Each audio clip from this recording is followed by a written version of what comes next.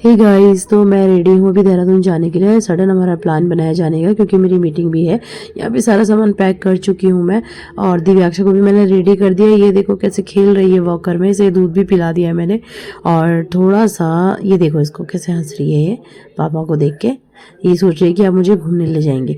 तो दिव्याक्षा के लिए मैं एक बॉटल दूध पैक भी कर रही हूँ रास्ते के लिए, क्योंकि रास्ते में अगर उसे भूख लगेगी तो मैं सडन उसे दूध कहाँ से दूंगी। तो मैंने सोचा लंबा सफ़र है, दूध भी उसके लिए रख देते हैं। ये देखिए उसकी खुशी का तो कोई ठिकाना ही नहीं है दोस्तों। तो अभी मुझे दूध भी लेके आना है और कपड़े भी मैंने सुबह धो लिए थे। दूध लेने के लिए मैं तैयार हूँ। मैं सोचूँ कि दूध मैं फटाफट लेके आ जाती हूँ, तो उसके लिए मैं जा रही हूँ। और साथ में कूड़ा भी मेरे को लेके जाना है, क्योंकि फिर कूड़े वाला यहाँ पे आता है लेकिन ज़्यादा देर रुकता नहीं है। तो यहाँ से और पूरा रोड पे जाने में बहुत टाइम लग जाता है। यहाँ पे एक कपड़े धुले हुए टके हैं जो मम्मी आके संभाल लेगी खुद से। अब मैं ये कूड़ा रखूँगी स्कूटी में और सीधा जाऊँगी दूध लेने के लिए। स्कूटी स्टार्ट करते हैं दोस्तों। उसके बाद मैं पहुँच चुकी हूँ दूध की दुकान में। आज रोड बिल्कुल सुन पड़ी हुई है अभी। तो दूध मैंने ले लिया है और मैंने इसे डिक्की में रख दिया है। मैं सीधा निकल रही हूँ घर को। घर को जाते हुए मैं जब मैं जा रही थी ना, तो जब मैं पहुँची ही थी वहाँ पे, तो वहाँ पे देखा मम्मी और भानु लोग भी गाड़ी से उतर रहे थे। तो मैंने बोला मैं अपनी गाड़ी में बैठा के अंदर नहीं ले जा सकती, क्योंकि मेरी गाड़ी अपने आप स्पीड दे रही है। ये देखो ये सब के सब फिर पैदल पैदल रास्ते से ऊपर को आ रहे थे, और सभी अपना सामान के साथ पहुँच चुके हैं। हमने बोला था कि भानु यहाँ पे आ जाएगी तो हम सब के सब साथ ही जाएंगे गाड़ी में यहाँ से, इसीलिए ये लोग पहले आ गए। और यहाँ पे गाड़ी भी आ चुकी थी, तो हम लोग सब के सब बैठ गए हैं गाड़ी में। दिव्याक्षा सो गई है। हमने कहा सोने दो उसे थोड़ा देर, वैसे भी सफ़र में वो ऑलमोस्ट सो ही जाती है। लेकिन यहाँ पे क्या हुआ ना कि भैया ने बोला कि मेरी गाड़ी बड़ी है, तो मैं अकेले सिर्फ तीन सीटों को तो नहीं ले जाऊँगा, क्योंकि और सवारियाँ उन्हें मिल नहीं रही थी। उन्होंने स्विफ्ट डिज़ायर वाले को फ़ोन किया, तो उसने बोला कि वो छोड़ देगा।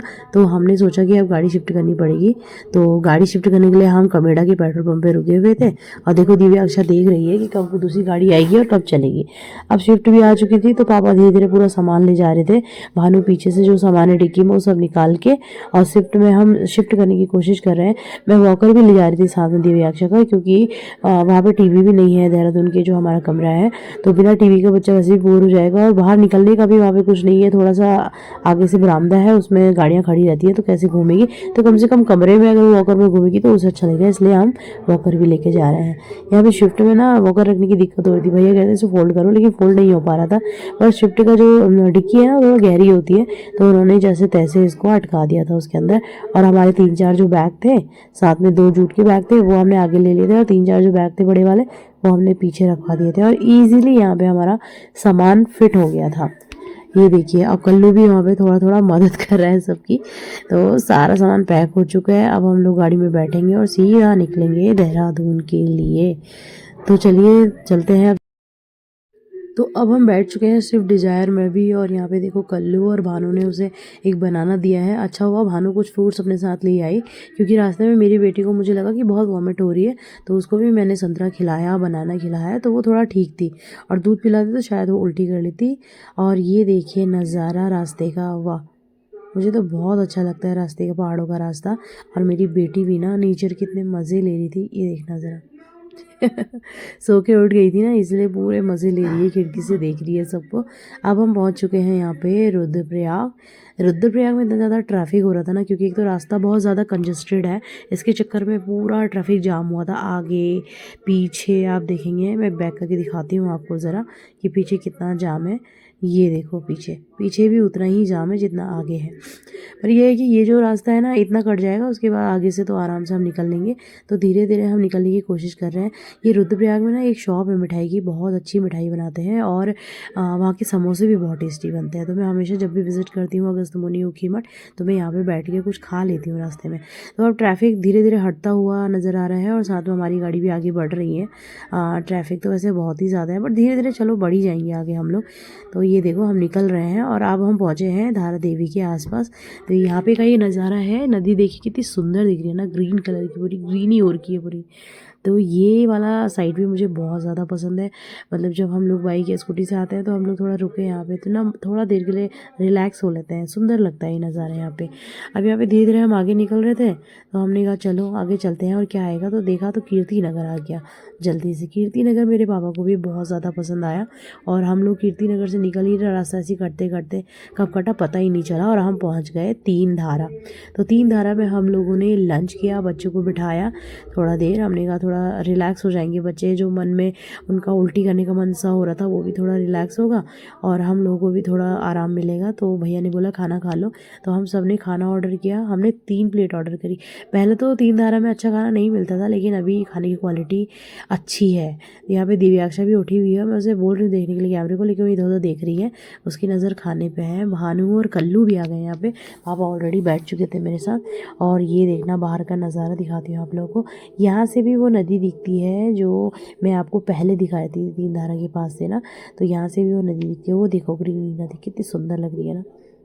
तो कई देर तक मैं यहाँ पे खड़ी वीडियो बना रही थी, फिर मुझे डर लग गया कि कहीं कैमरा मोबाइल नीचे ना गिर जाए। अब यहाँ पे ना खाना आ गया है हम सबका और हम लोग खाने की तैयारी कर रहे हैं।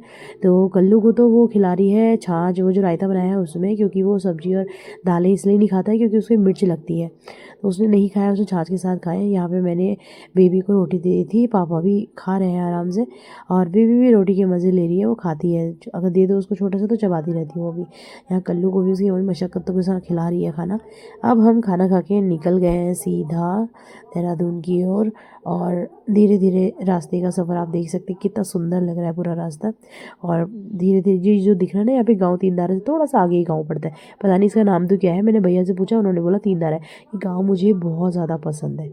अब आगे देखेंगे तो ये देखो ऋषिकेश आ गया है। ऋषिकेश पहुंच गए हम लोग, और ऋषिकेश पहुंचने के साथ साथ यहाँ पे थोड़ा सा मतलब फॉरेनर की भीड़ भी है, गाड़ियों की भीड़ भी है, बट हाँ और दिनों जैसा ट्रैफिक नहीं है। यहाँ पे बहुत अच्छे से गाड़ी निकल रही है स्मूथली। थोड़ा सा एक जगह में जाम लगा है, गाड़ियाँ रुकी हैं, बट ये भी निकल जाएगा क्योंकि वैसा ट्रैफिक नहीं है जैसे पहले होता था, या अभी तीनधारा के टाइम पे, सॉरी ये चारधाम यात्रा के टाइम पे जो होती है ना ट्रैफिक, वो उस टाइप का ट्रैफिक नहीं है। अभी नॉर्मल ट्रैफिक है तो वो चलेगा। धीरे धीरे हम निकल गए आगे की ओर, और ये ऋषिकेश का थोड़ा एरिया है पूरा। यहाँ पे काफ़ी बड़े बड़े होटल्स हैं, और मैंने ना मोस्टली जो फॉरेनर हैं यहीं आते हुए देखे हैं ज़्यादा, क्योंकि एक तो गंगा नगरी है, तो यहाँ पे लोग गंगा में स्नान करने और घूमने के लिए बहुत आते हैं। फॉरेनर मुझे बहुत ज़्यादा मिलते हैं यहाँ पे। और ये देखो अब हम पहुँच चुके हैं देहरादून वाली रोड पे, कनेक्ट हो गए हम। देहरादून का जंगल देखिए आप, मतलब देहरादून के जंगल की ना बात ही कुछ और है यार। जैसे ही आप ऋषिकेश क्रॉस करते हैं ना, देहरादून के जंगलों में पहुँचते हैं, तो आपको एक अलग ही सुकून मिलेगा। ये देखिए कितना सुंदर लग रहा है। ये फ्लाईओवर ऋषिकेश और देहरादून को जोड़ता है। ये देखिए ये प्रॉपर जंगल है देहरादून का, जो बोलते हैं ना क्या बोलते हैं उसको यार, 7 मोड़ जहाँ पे आते हैं वो वाला जंगल है ये। और ये जंगल इतना खतरनाक है, यहाँ से हाथी भी निकलते हैं भाई। तो ये देखिए मेरी बेटी भी उठ गई है, अब वो परेशान करना शुरू कर दी थी, क्योंकि 6 घंटे का सफ़र बहुत बड़ी बात होती है, और छोटे से बच्चे के साथ सफ़र करना वैसे भी बहुत चैलेंजिंग होता है। लेकिन बहुत मज़ा आया। काफ़ी देर तक वो सोई रही, उसके बाद जब उठी तो उसे फ्रूट्स वगैरह खिला के हमने बातों पे लगा दिया। अब हम देखिए पहुंच चुके हैं धीरे धीरे, हम कारगी चौक पहुंच गए हैं।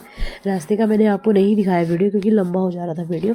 तो कारगी से हम अंदर मुड़ गए हैं नारायण विहार की तरफ, और सीधा अब अपना एरिया आ गया ना, तो एक अलग ही खुशी मिल रही है कि अपना रास्ता हो गया। और पता है ये रोड भी बहुत अच्छी बना दी है इन लोगों ने। पहले इसमें बहुत गड्ढे गड्ढे हो रखे थे बीच में, लेकिन अभी इन्होंने सेट कर दिया है पूरा। तो अब यहाँ पे से हम सीधे नारायण विहार को मुड़ जाएंगे। समझिए कि घर के पूरे नज़दीकी हैं हम लोग, तो हम पहुँच चुके हैं घर की ओर। और ये देखिए रास्ता, अब मुड़ेंगे हम सीधा नारायण विहार की ओर। ये लीजिए जी हम पहुंच चुके हैं घर। मैं भैया को रेंट दे रही थी ऑनलाइन, तो ये लोग पहले ही कमरे के अंदर आ चुके हैं। और ये देखिए दिव्यांशा तो बिल्कुल शॉक्ड हो गई है, मैं कहाँ आ गई हूँ, क्योंकि उसे अब यहाँ ना बाहर घूमने को नहीं मिलेगा। और ये भानु है, भानु ने मुँह हाथ धोया। ये हमारा छोटा सा किचन है, तो मुँह हाथ धो के हम लोग सीधा थोड़ा रेस्ट कर रहे थे। और भानु ने उद्धव को फ़ोन किया कि मेरे लिए मोमो चाउमीन काठी रोल लाना, तो उद्धव लेके आ गया था। तो चलिए दोस्तों मिलते हैं नेक्स्ट ब्लॉग में, तब तक आप अपना ख्याल रखिएगा।